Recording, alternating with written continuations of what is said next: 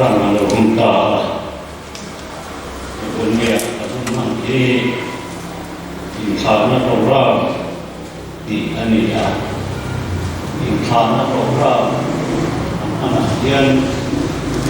Insana yang soal dan soal Esua Adungan soal Sindung Aku soal ni mo Anak berbagai asal maya Maro su India Insana Program Anik boleh aman boleh di Pulau Zoma Insana Program Mang dan dia bangin cuma anung zone mo anung boy zone mo ngai pula mang lebih Insana Program Pulau Zoma dan mang lagi Jin takin sindung tu atau mang ceturin dan som ani in musim tehun kan ruata musim tehun ruale ruah mana tu ni tin ora ni skole tachinia aron herliam kui zela tu in hunin herliam ka zel keswa musim tehun ruale ruah mana herliam kui zelin biar tu pastor po ahum ruah mana tu Aduh, ini kita Suvangin kau kan hotel biar lagi sana program kan mangton ania biar tu pastor ko elai biar lah ahun cuma tak salah mate harus sana bersama jente ini emo omci masela pun harus ada kim tak kalau kami dia nak untuk maksud dia dia ni asal ni kau nak sama apa dia ingin lalu dengan sui asal ni kau ni se dia tu kan mai chala tentrai na kan ia tujuan dia tu kan sama siap tu koi mote mai kham na ani ro nia di mo thei thong hi bung di mo thei thong hi bung hi sa so ma thu hi ngai kham tu na thok tu thu ta thu fel ta ka hang chu sa tu ani ra ba ni pathian ngai cha in ti tu rin than ngai ro ko tran atanga kan mo ku na le kan san ho lorba ta na kan na tho te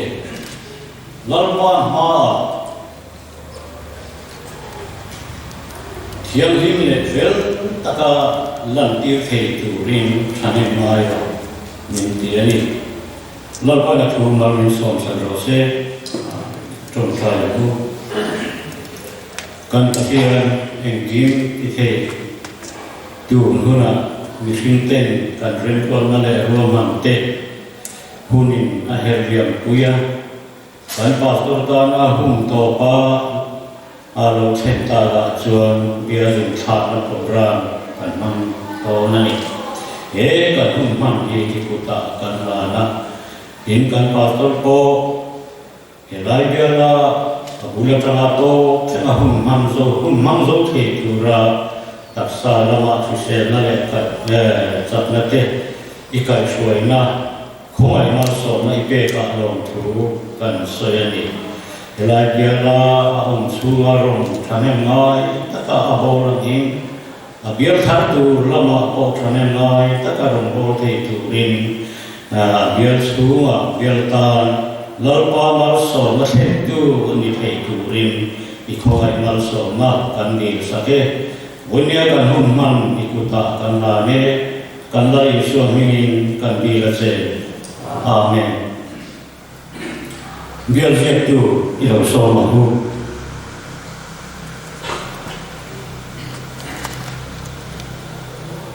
Efengai pasal dia cuan bunga berkata sampai bangsuan kan biar biar tu masa Reverend Dr. Lam Suwana orang Sute terbuka pada yang biar standing committee Romana si mungkin dan pasal karena biar program yang mangkau ni biar semua avoid katna ni ofan buihua mo an ihsa kan le amar so arim sa terwa itenin ni James Otten dan pasar danasa tahun kalau tak dia mai berkat na yang ini takkan sah zai kepuasa kama insan terwa masuk dia dalam manas yang mungkin dia zara mencatatkan ini kalau mungkin ini pasar teh dan syaitan bela pasar dia lah untuk sedar dia lah sungai kofan dia sung kofan te kotang tanah ani bernete kofan tanah soalnya natan apa orang sesi apa so acuan dia lah yang lontar sesi ani program kan muka evin ani kom etian luar ani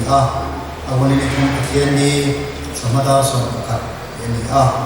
Sehingga lagi ini, soal itu bagi kansan dia, dia cuma ini sehingga fana tu sehingga pada zika, ini mah ini adalah perlu masuk dia tu pasal yang itu sehingga naik sama ini ayat nantora ruang satu dia standing committee jangan dia national pay itu luar biasa ingkau bersih ingkau bersung untuk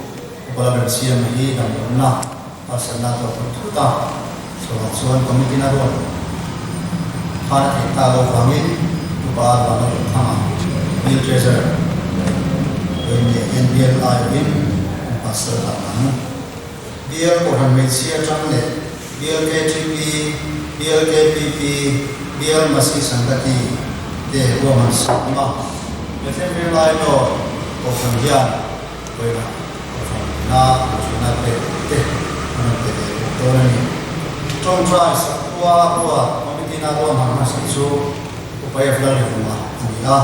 Ani buat yang na, avangin dia sendiri komiti cuan, posisi rumah. Non deh, ani. Wena kan koma kan pasal kan koma. Biar semua,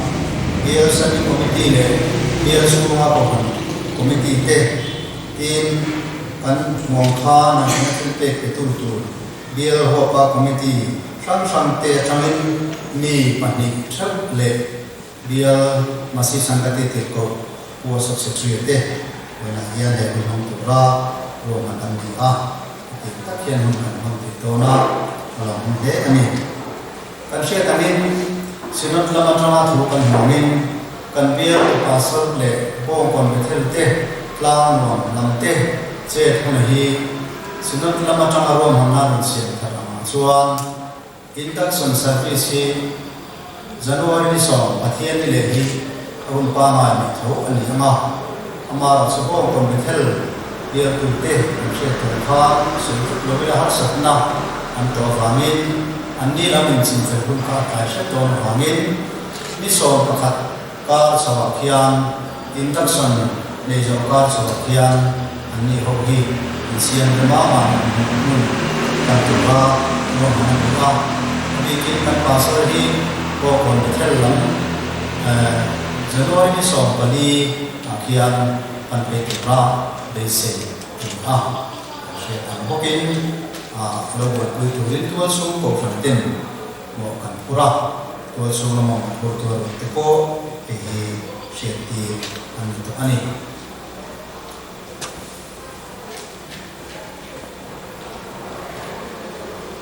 patian ni dia kan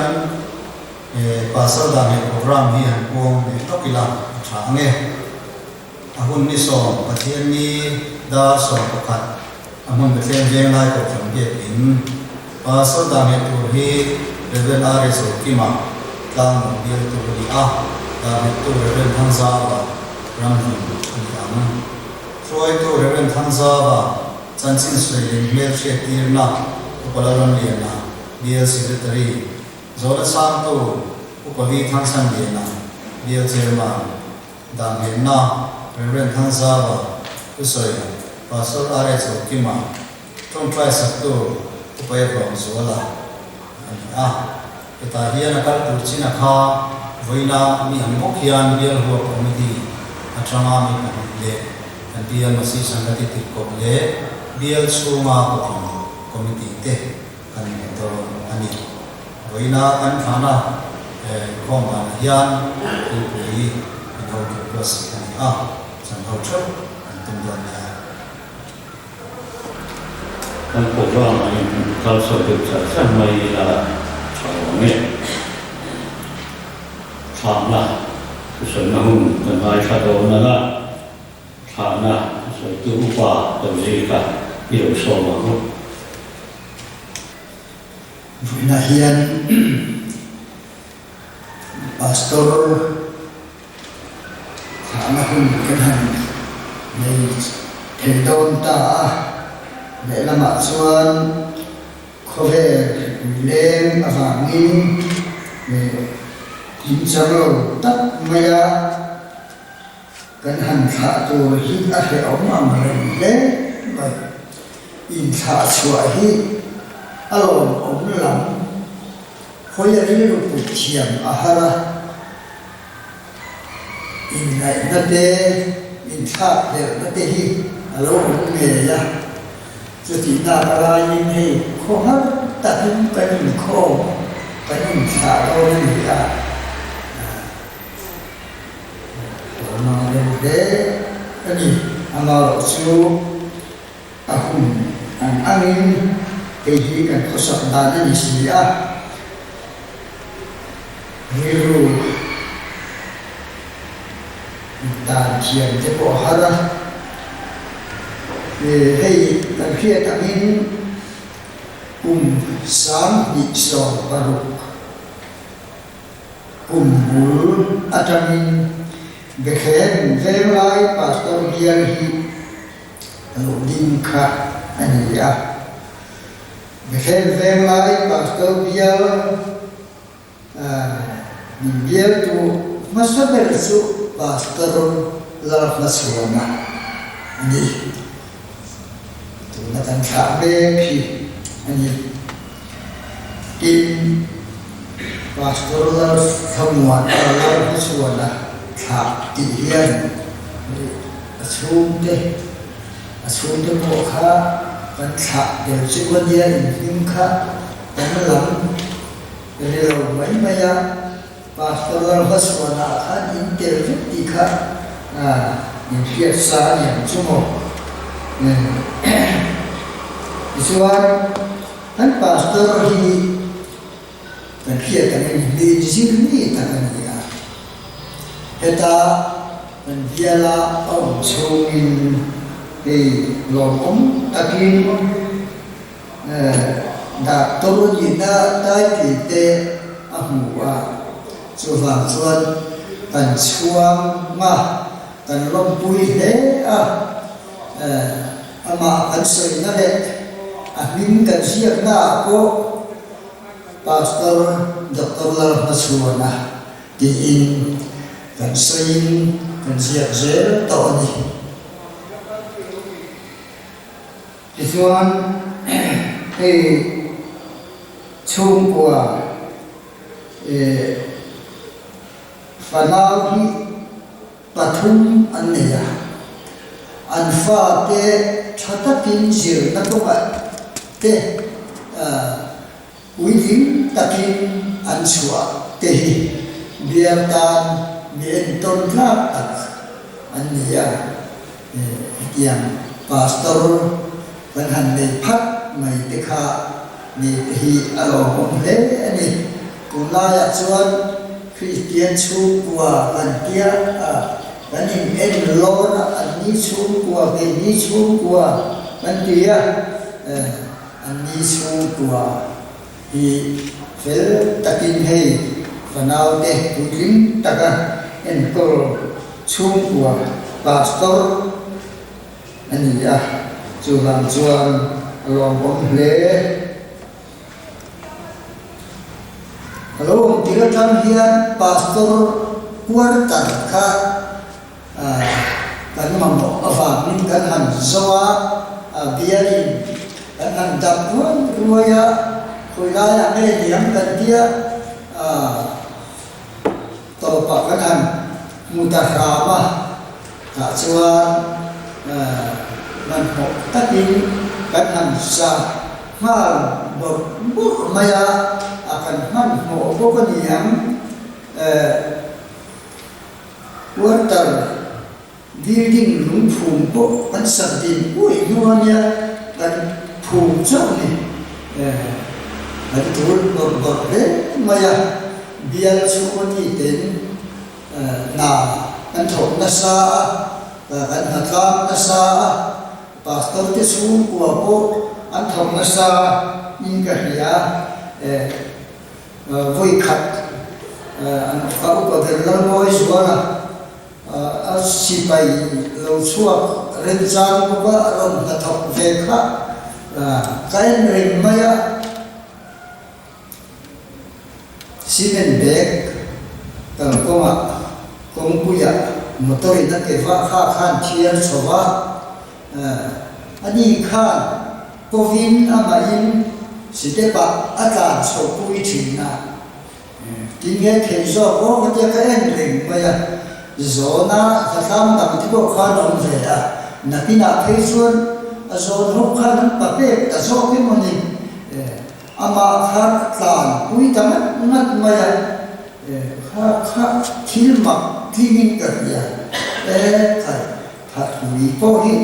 thật vì này xuống của bao hi lâu gì đó đi để cái tiền rồi cái anh rình mày văn chắc để chỉ đẹp số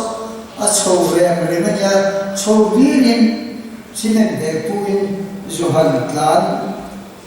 luôn suốt rất thêm mà khó bình chỉ là chuan tha hi anhเป็นสายแก่เราเป็นตัวแต่สกัดเฮียนเรามองเห็นอินแบบยากินเดียชุ่มอีปุยเป็นเทโต้อินมาลายเกทีพีเกโกกันไปเชียงเกปุยท่ากันเซงะเรามองเห็นนี่อิสวานกันโซเทตาอิสอนหลวงอินเอาตากินกันปาสโตฮีนี่เราเบียร์ติดขัดส่วนกันปาสโตฮีram thar ko kan ho en kor thana ni ko ram thar en kor te en ko ni so te kan ti ni te kha an sei mai du tin kan pastor senior lam ani ve to nia ma se chu ti chung chuan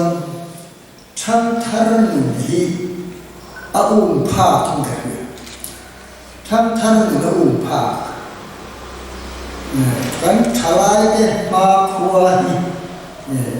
en ring here program le maidan te sian the ni se an ma hian azam zum the ho me ki tur khopin thalai te nun hi achi pha kare ngani heta hian ka pha lo le ti kai phia ti tin ko khan ma chi lam te ma lam pan na ma lam chi hi an pastor hian thu puya ngai tu puya hian ani le in ka hiya ko khan ho ma son na tur te tham tharan ni ma son na tur rama hian atui le a hi adu om em na ni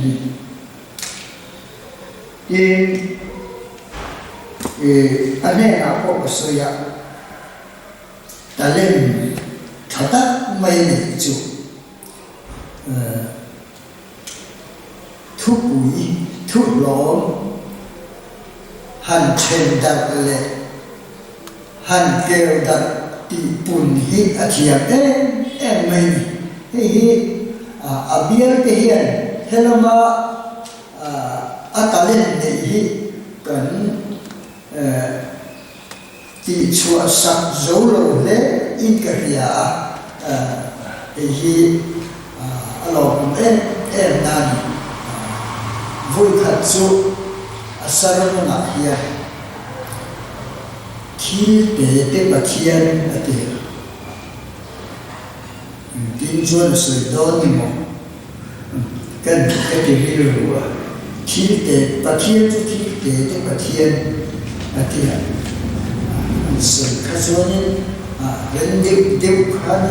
anh gì khát anh thật chua ba anh thật đặt chua ta ngày năm chín đấy in cái kia thu sợi hi ori ero hi chu anh nào để chiếm luôn ta thu hành chế hi chu chiếm mình cái tốt mình này là cô hiền cả sợi hi chu chiếm mình cái kia kinh khám phá thu nội tan cần sĩ điều mấy này tôi làm sao khá là thủ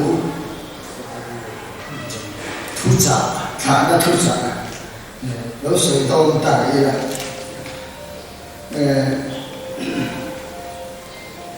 hình cái bảo tôi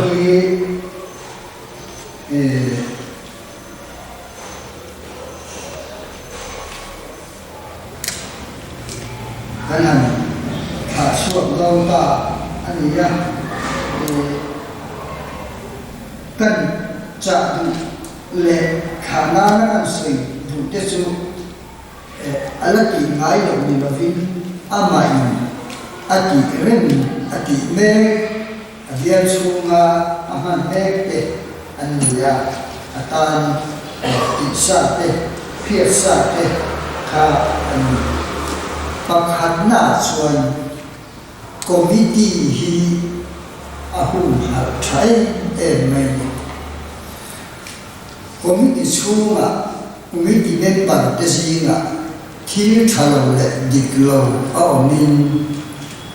di nya lovin minal parman si lovin fiat takin kitab mu erpuin committee thu asoi hian committee bầu ruột asian tha committee thil thal khen tu avema hi adon em na ni ka hiya ta hian kan mi kha hi ni tat anh tin pakhat le chuan committee khat OB ni rei dem te o khana mo bia le mo in nei tu ni dam te tan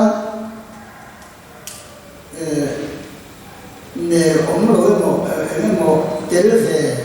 về đã ít ông lối ông mel lệ hụt hụt ông mel làm thầy chết là tu tên mình hậu tự nhiên là hết tất cả các tu khác về trả đấy mày bốc trên khát su cái sản phẩm lại cái trần để điều hiện cái ta lưu tục thế à cái gì thì để tu ta lưu tục thế à cái làm này ta lưu tục thế chính là hi về trả thế mày bốc hẹn hiện bia ta committee ta au ông nhìn cái hi akal zen na achi zeratan athate ingetia tin pakatya chuan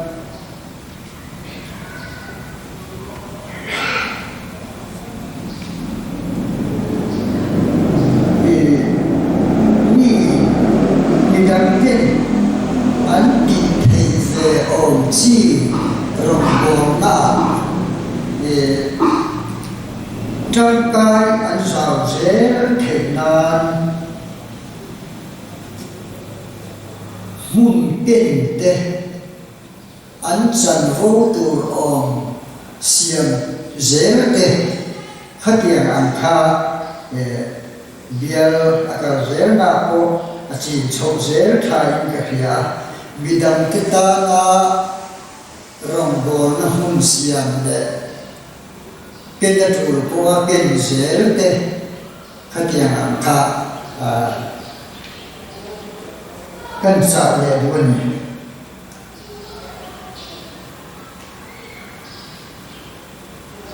tin adang ya chuan ni dang te chu kwa ko khan chu kwa hi atlang queen hiat anaya dia tu tan zon chu so koi mo em mai kan pastor de them de gel pastor masadan senior zuwa kha hedi hele dia de them thar ko khan hi de them ko khan ne kia di kia ro mai sia thọ mà hiên in pha liễu mà nghe có chân thì đó chỗ tất cả chuyện nào mà sẽ hay cần biar sẽ siêu in liệu để cần thọ in cần phát triển hiên lâu pha lâu ở bên nhị về thế hình sự pha lâu ở bên nhị các phụ tài thì khách hàng khan đi nhìn mun lang tụi thế phiệt tụm phi biar phụ tài nào quay mò rễ mày thì cái bộ cần xã đủ anh nhỉ nhưng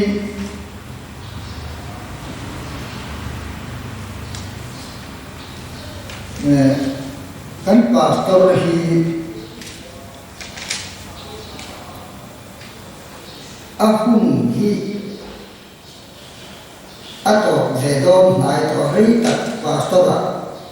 yom to don lo ha chu ham chuan tu lai politic party in the na hi chuan pension hun point lu lo ram ram tin te hi ka han cha du ni he hian rongbo tu korvar tak i ha kha ti bor lo lo la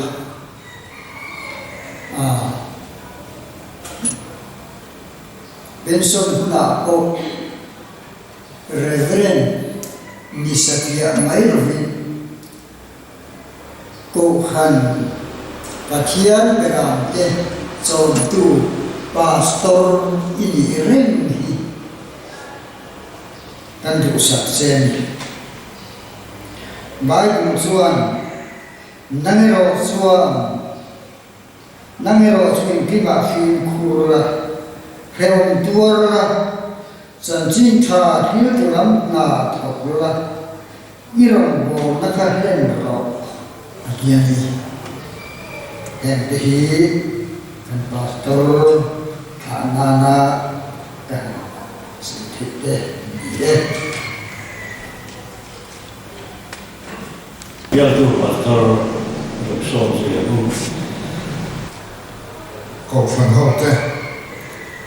kan la pai so kristan nim chepai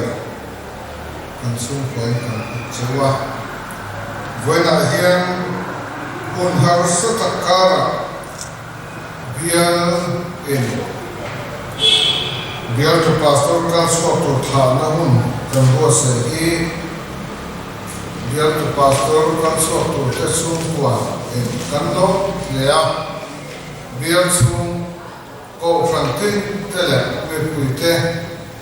nena lo tu masan kan sebane ke ni kan ni son so la tu na fu na tu cha kan ai tha kan hunte alo so nu se la kumli kan an han la chu kan no hol na kan so san ta po a hun to la tu na kan son le na tu he chum so kan son na tu an ve ta a thiên mình xuôi gắn câu phần in cây xuôi nó để rô về nó ở bên ôm hôn xuống thế này anh ấy cho tiền xuân cùng ngã xuống hết lại dòng hồn là gắn hành này khi gắn lỗ để in đấy rồi in cần phải cái vấn đề kan firma nuam kan ti nge ni ka shela fa ni bin kan en kan shia den kan fa ta to nuam ti kan ka ringa ko ni nan chom le ta na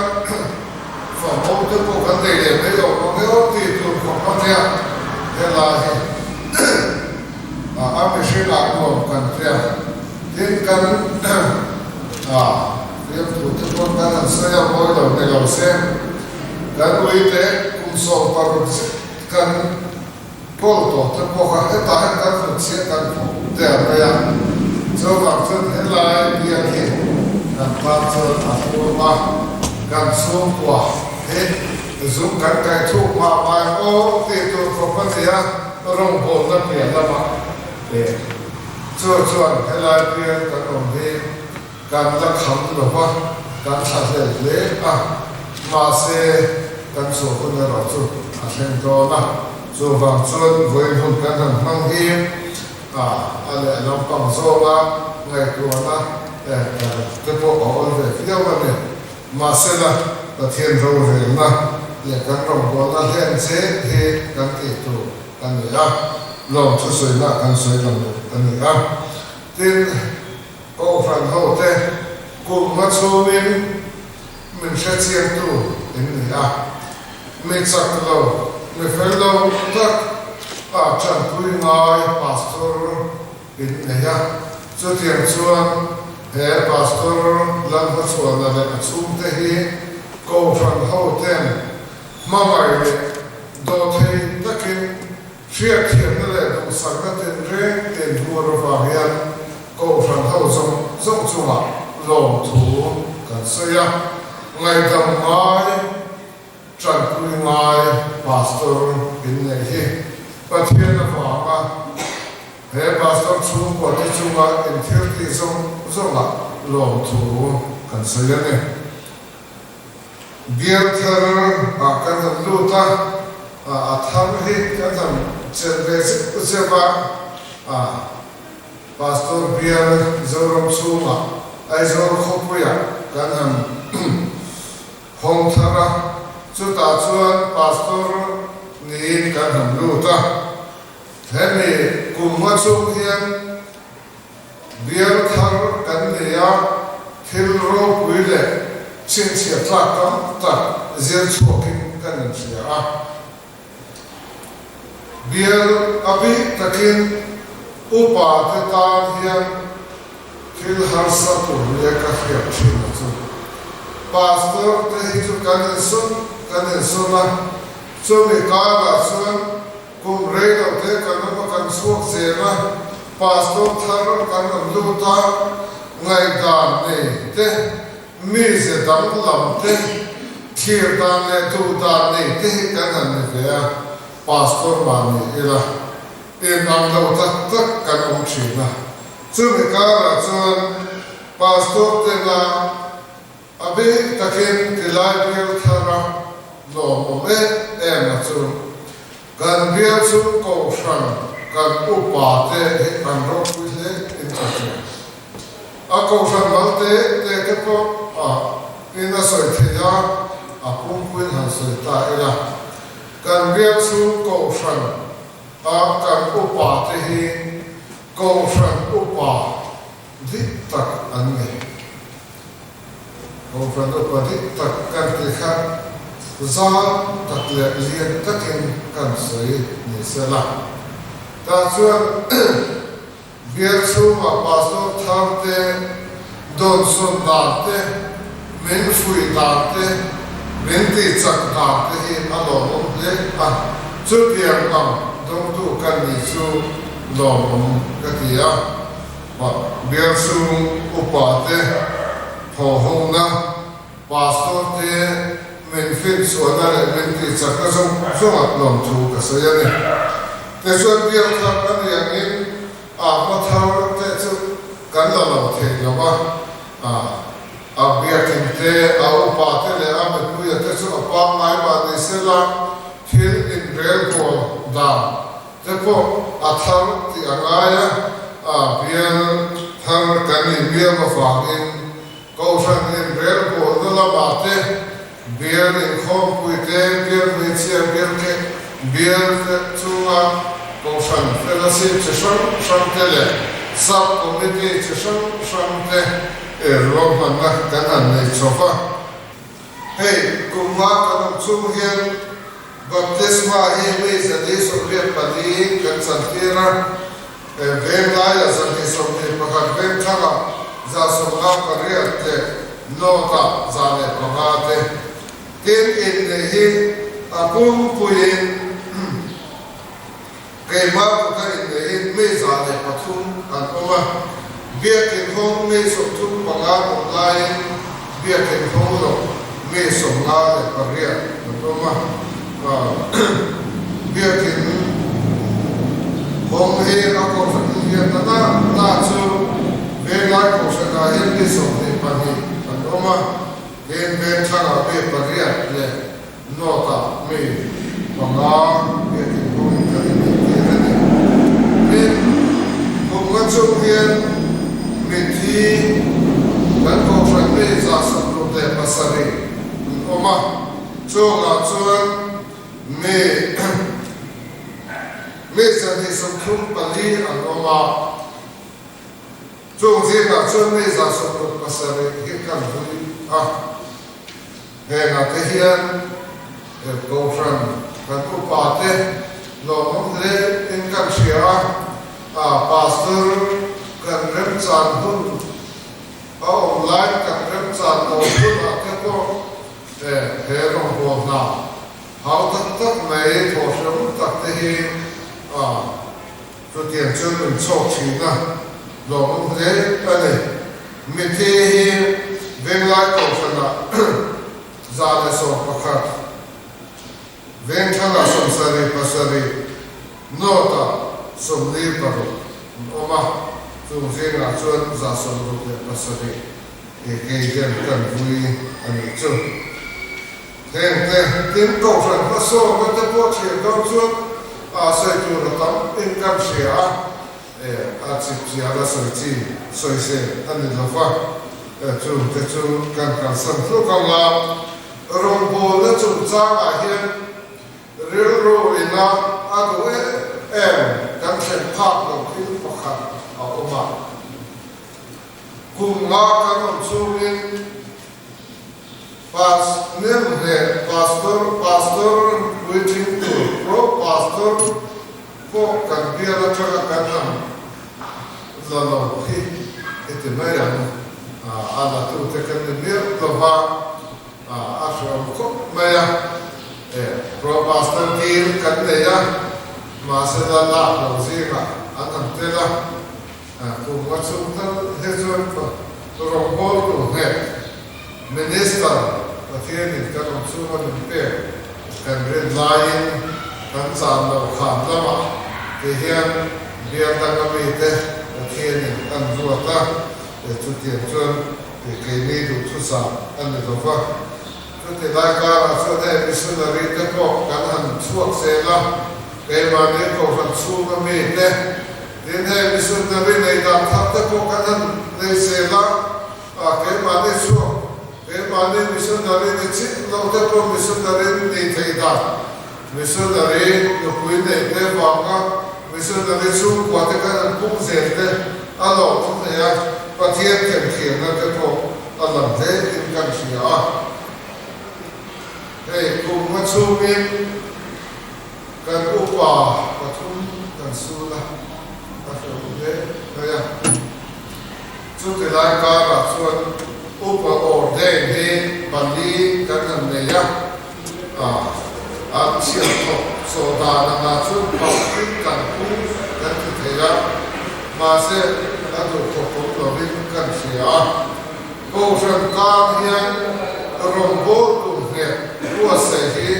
apoi mo he no za de thega ti kan ro chu an duwa kan duwa ko thien alo de thega ren ha ne he kan ba pu ma chu hian kan bia chu ko ran ba thu ma hian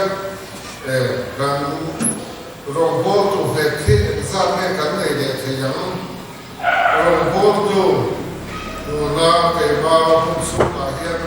pali tu ba ne kan han ne ya lo mo de ya re ru ina mi mala du tu sa ba chun duo kwa ne lo tu ra in bo se te hi ko ran ta chun a do ko mo me duo pa ne he a cha na me te na de lo vin cha me ya ka te ran cha do to lo te kan kan ko ka ta ke nai no te me te ya ma sa na o pa he tu sa sa te kan ne te mo si lo pa tu lai te na te su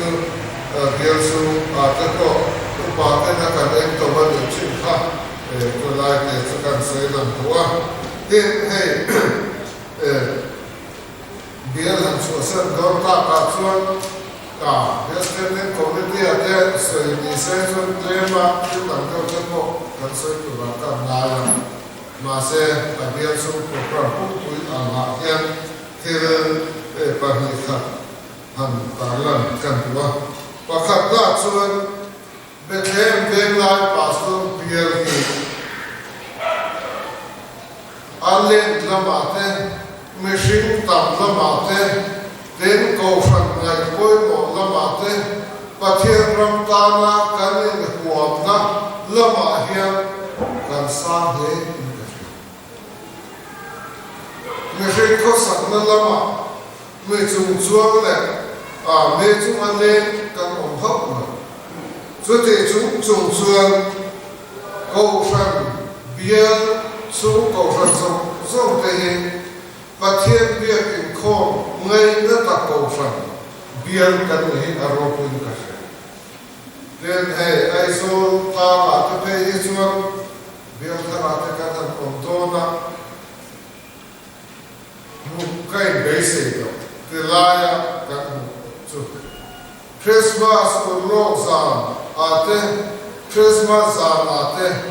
kom re kha sa te le kom thar sa ate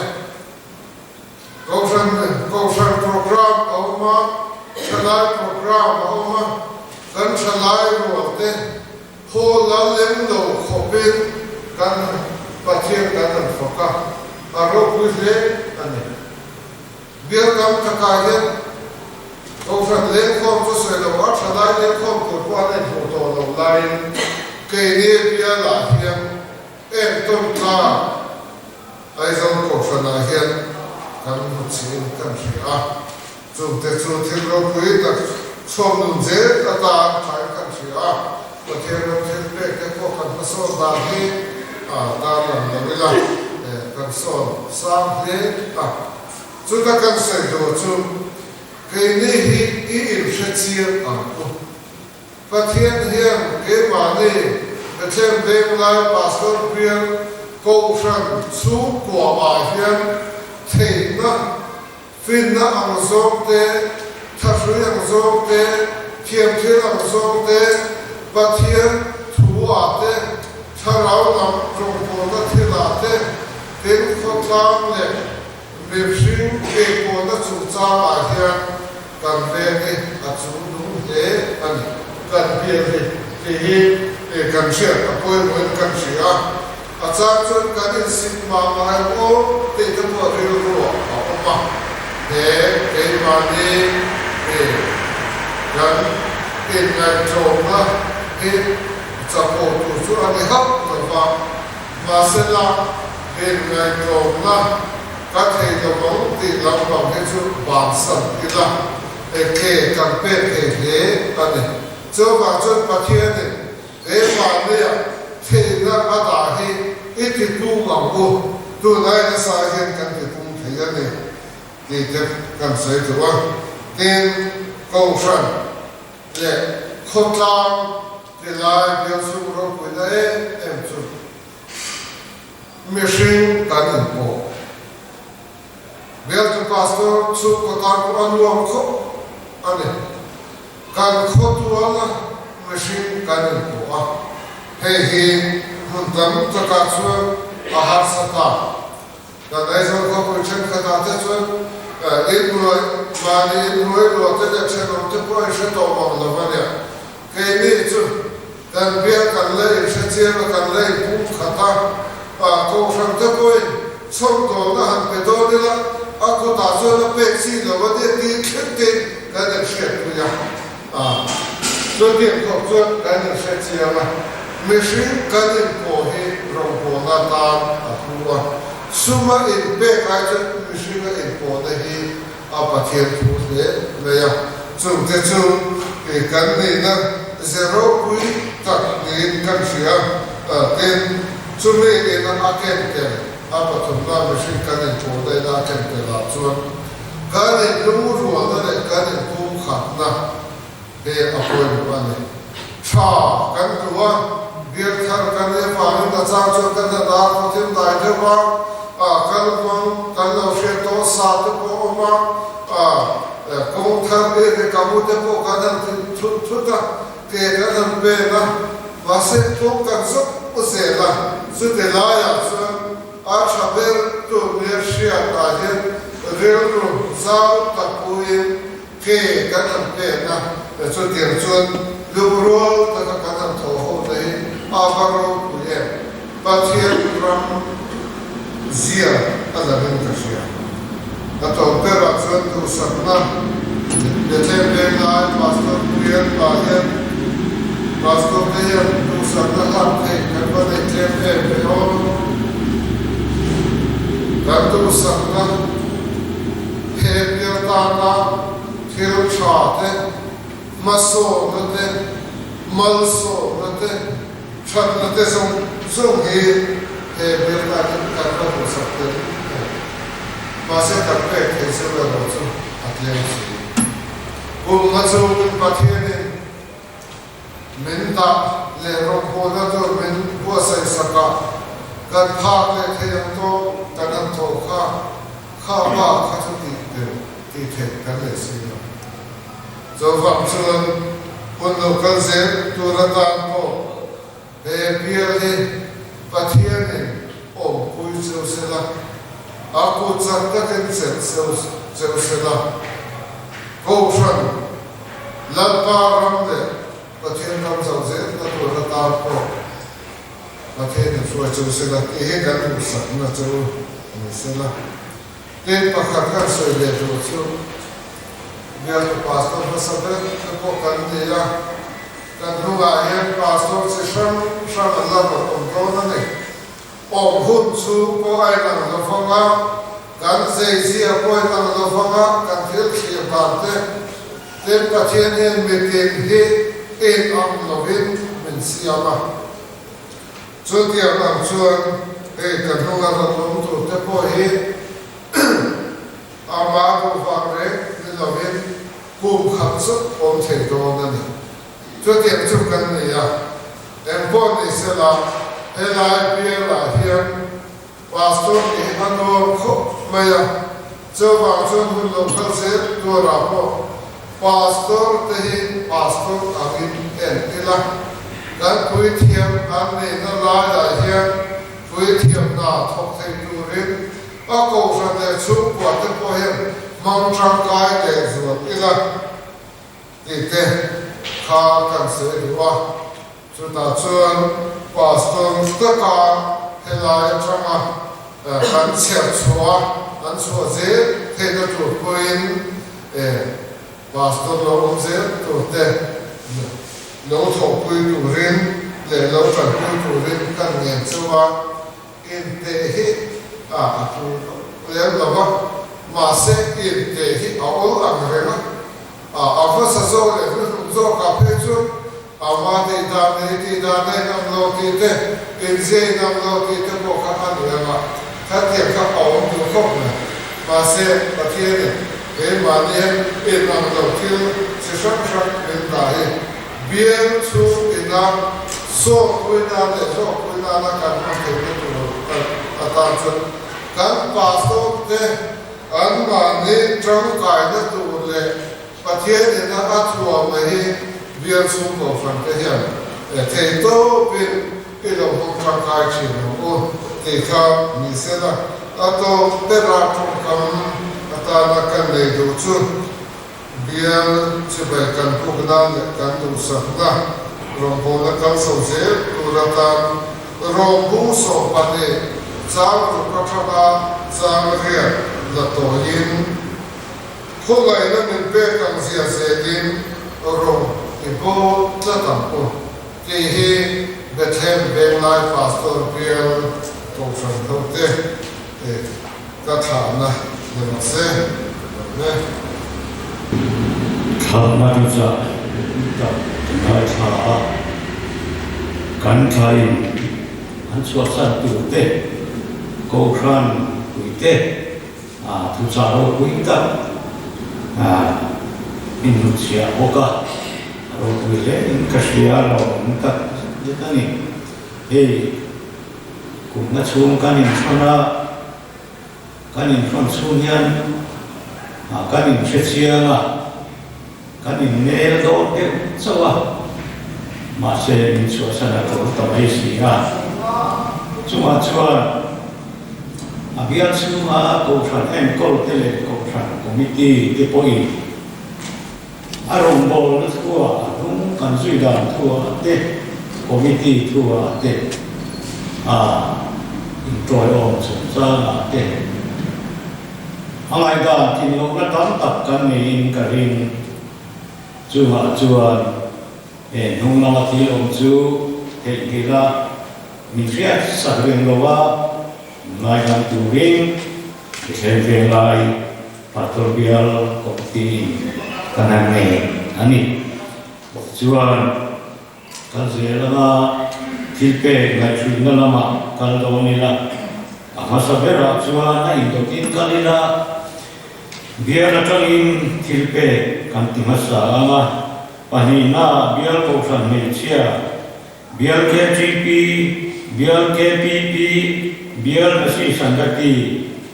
Kishen Lai Lo Tangin Tilpe Ngai Chuna Kan Tianga An Supa Binti Lai Login Kan Thahi Kan Pato Binti So Mai Seva Yan Sana Ngai Chuna Tilpe Ito Chana Ho Biar Tu Pato So Mila Binti So Sela Masabera Biar Tangin Biar Ngai Chuna Tilpe Lan Tu Ilo So Mamu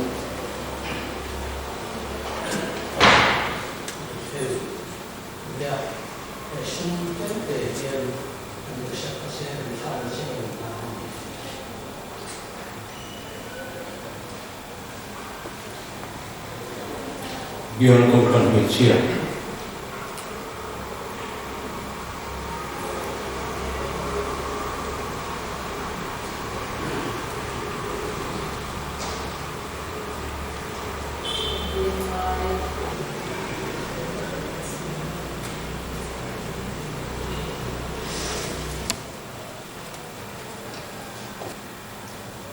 Biar KGP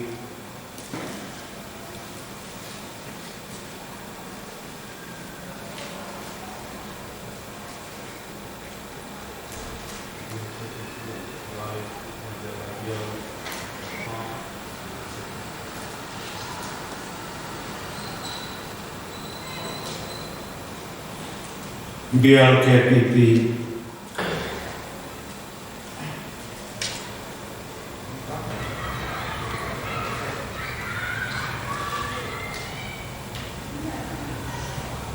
Besem velano utamin.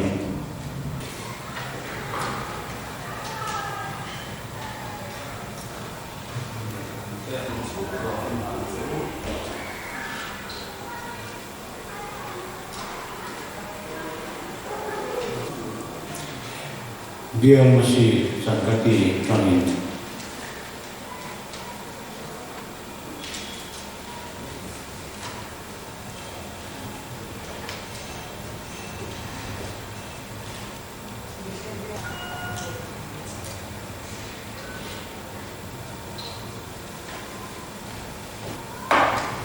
Nasibbe karena nanti rumbol na kanin suzon na galpa mila kan kita yang to kan mila galpa malasom selang toite biar sema nila makan sebe itu atau rumah lain ni rumbol na ko ahmad sel ani tikseven suning sunju Kemudian cuma kan sejuju, dia mengatakan sejuju. Kenapa Yesus Kristus kusan hau? Lu berlelar bermin, bersembunyi patut biar cuan, biar tar bongkong bersel biar om turin, karena tak sih. Ani sui biar karak cuan, elai biarlah kami mar takarun, bolan ini biar karak kok kami mar takarun bolan turin tusan nak kanlah se ani cuan biar semua, irong bolan inapui biar tu patian tusi te, sabramen bolan saja. Rindu di cakte, mi ada zohate, film dua kamu na koran cakte, kosan rorelan di ngai ko, kehi ingai koi mo urani, dijual irong bon tutak tu. Fel tak amang cungin pasien ma cha en ke turin chanen ngai je irong bol na ibial chuma bial ta lalpa mal som na turin du sana kangan je a ibial chuma bial ta lalpa mal som na chen tu ni ke na Lalpa na cara win ikat cesela malsom cerose biar ingin malsom na kanan desa ani trong trai sana ni turin upah hira kuma malsom tu Patian ni trong trai Walalpa patian tunun lagian Bethlehem Engai pastor, doktor Muhammad Suara, aturin kalin ko dia, kan program tam tak cukup takin kan tisulta, imak imikai faida kan loma, lapa kerpatian, Bethlehem Engai pastor hi biar thar ini ania. Sebiar cuman biar tu pastor nasaber, tolong cuma kan ni kanlom dia ni biar hari ni amin nak turtan tak diturtan tak oma cucu akai suara aku main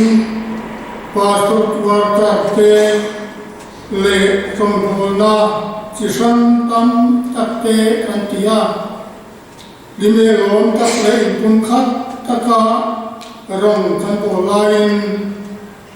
kusan hoina atwa manamin kumna chalo sota huni reilo de in kansia irong bona toho narimon takaneva min alanga lalpa kan patian biar thara arong bo na chun som tur ma piang te he bia rian kan chun som the turin